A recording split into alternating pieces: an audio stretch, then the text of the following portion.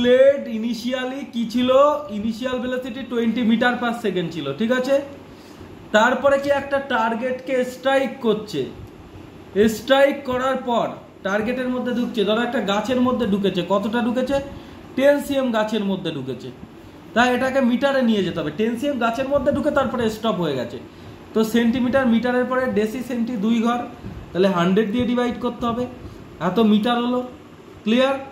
এইবার দেখো কেটে দাও, তাহলে 1/10 মিটার হলো। এইবার তারপরে দেখো কি হবে, তারপরে যেটা আছে, তারপরে 10 cm ঢোকার পরে ওটা স্টপ হয়ে গেল, মানে ফাইনাল ভেলোসিটি কত হবে, 0 metre per second final velocity, ঠিক আছে। তারপরে কি বলছে, ক্যালকুলেট দ্য রিটার্ডেশন। রিটার্ডেশন কি, V square is equal to U square plus 2s।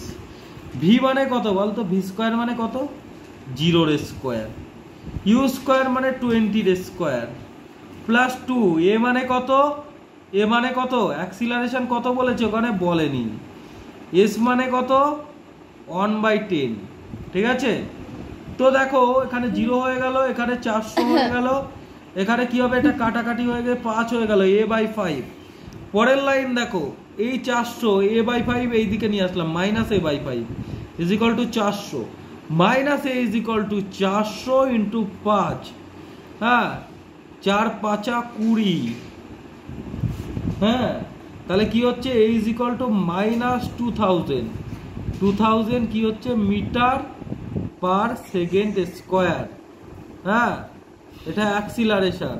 Retardation হলো, এবার রিটার্ডেশন ইজ ইকুয়াল টু কি লিখবে, retardation is equal to 2000 metre per second.